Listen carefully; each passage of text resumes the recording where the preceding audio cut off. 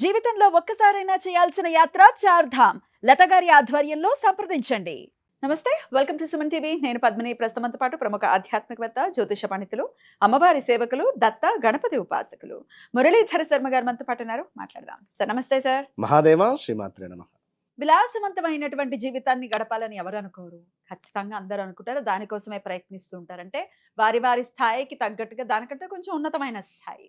ఒక అద్దెంట్లో ఉంటున్నాం, సొంత ఇంటికి వెళ్ళాలి, ఆ ఇల్లు కొంచెం సౌకర్యవంతంగా ఉండాలి, ఆ తర్వాత ఇంకాస్త పెద్ద ఇల్లు, ఇట్లా విలాసవంతమైనటువంటి జీవితాల్ని ఎవరైతే కరెక్ట్ గా డ్రీమ్ చేస్తారో దాన్ని కొడతారు. ఆ టార్గెట్ కరెక్ట్ గా ఉందంటే ఖచ్చితంగా మనం పాజిటివ్ యాటిట్యూడ్ తోటి కొడతాం. అయితే ఇట్లా మనం ఒకవేళ మనం లైఫ్ లో ఒక్కొక్క స్టెప్ ఎదుగుతూ పైకి వెళ్తూ ఉంటే చూసి ఏడ్చే వాళ్ళు కూడా అంతే రేంజ్ లో పెరుగుతూ ఉంటారు. ప్యారలల్ గా పెరుగుతూ ఉంటాయి రెండు. తట్టుకోవటం ఎట్లా? అలాగే ఈ విలాసవంతమైన జీవితాన్ని మనం ఆస్వాదించాలి, పొందాలి అని అంటే ఏం చేయాల్సి ఉంటుందండి? తప్పకుండా అమ్మా. విలాసవంతమైనటువంటి జీవితం గడపాలి అనుకుంటే అదేవిధంగా మనకు కొంతమేర మానసిక ప్రశాంతతకు అన్నిటికీ చంద్రుడే కారకుడు.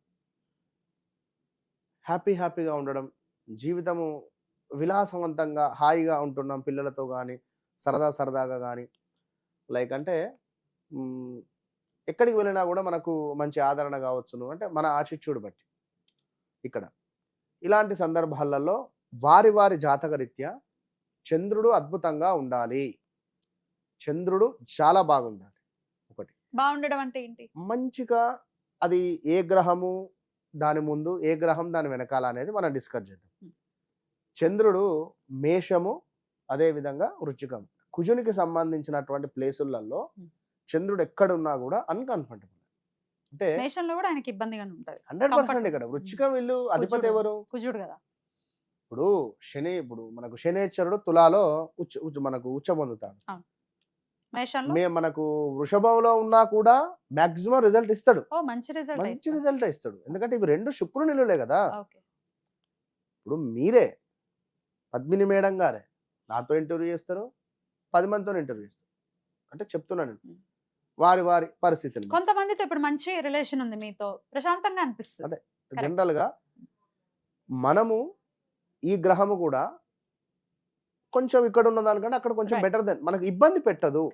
సో చంద్రుడు అట్లా ఉన్నా, ఈ చంద్రుడు కేతుతో కలిసి ఉన్నా, అదే విధంగా సూర్యునితో కలిసి ఉన్నా, రాహుతో కలిసి ఉన్నా కూడా కొందరు చూస్తుంటాం టెన్షన్ అయిపోతారు, టెన్షన్ మాట్లాడతారు.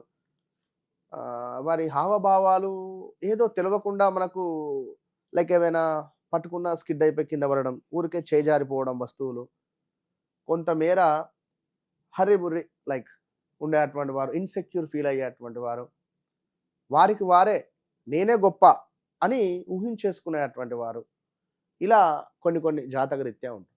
బట్ నేను చెప్పేటువంటి విషయం ఏమిటి అంటే, విలాసవంతమైనటువంటి జీవితం గడపాలి అనుకుంటే జాతకంలో చంద్రుడు బాగుండాలి. చంద్రుడు బాగున్నా లేకున్నా మన ప్రవర్తనతో చంద్రుడిని బాగా చేసుకోవచ్చును అనేది కూడా మనం గ్రహించుకోగలం. ప్రవర్తనతో ఎలా మార్చుకోవాల్సి? తల్లి, అమ్మవారు, అదేవిధంగా నీరు, అదేవిధంగా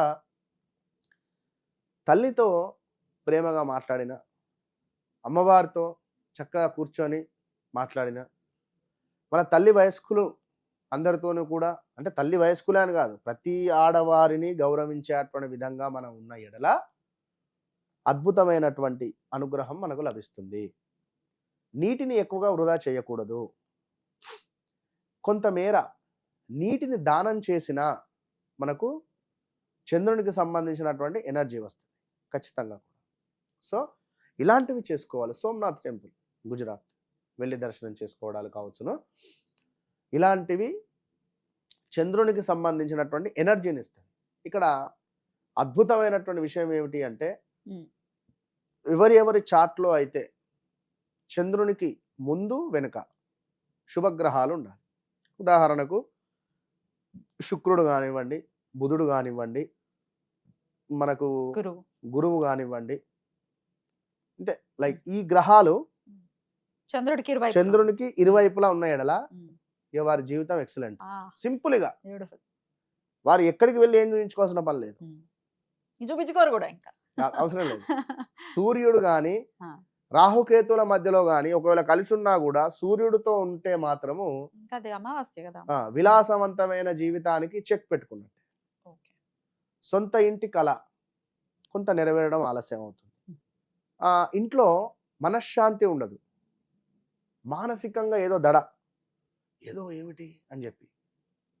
సో ఇలాంటి సందర్భాలలో చంద్రునికి సంబంధించినటువంటిది ఇందాక మనం చెప్పుకున్నటువంటి విధంగా ఏదైనా పరిహారం ఉందా అండి? మరి ఇప్పుడు ఇట్లా లేదు, గ్రహస్థితి ఆల్రెడీ ఫిక్స్ అయిపోయి వచ్చేసింది. అదే కదా, ఇప్పుడు మీరు తల్లితో అన్నట్టుగా అమ్మతో బాగుండండి అని చెప్తున్నా, బాగుండటం. నవ్వుతూ మాట్లాడండి అని చెప్తున్నాను. అదే విధంగా మనకు నీటిని దానంగా ఇవ్వండి అంటున్నాను. ఇప్పుడు అదే ఇంకా విధంగా అవసరం కూడా, ఇంకా సమ్మర్ కాబట్టి ఖచ్చితంగా చలివేంద్రాలు ఆ. అని చెప్పేసి పాలు, ఉమ్. పాలకు సంబంధించినవి ఏమైనా అంటే అంటే చంద్రుడు రిలేటెడ్ విషయాలన్నీ మనం అన్ని చేస్తాం. చేసుకోవచ్చును. ప్రతి పౌర్ణమికి ఉమ్. ఉపవాసం, ఉమ్. సంకష్టహర చతుర్థికి ఉపవాసం ఉమ్. ఉండి ఉమ్. ఏదైనా పాలతో చేసినటువంటి నైవేద్యాన్ని అమ్మవారికి సమర్పించాలి. ఉమ్. అమ్మవారికి సమర్పించిన ఎడల ఉమ్. అద్భుతమైన రిజల్ట్ మనకు వస్తుంది. రైట్. కనుక ఉమ్. ఇది ఒక్కటే అని కాదమ్మా, ఇప్పుడు ఎన్నో ఒక ఫ్లైట్ ఎక్కుతూ ఉన్నాం, చంద్రుని అనుగ్రహమే ఖచ్చితంగా. కొత్త కొత్త ప్రదేశాలు చూడాలి, చంద్రుడే, విలాసమే కదా అది. ఇప్పుడు మీరు ఒక ఏమిటి ఒక సినిమాకు వెళ్ళాలి, విలాసమే అది, హ్యాపీ మూమెంట్.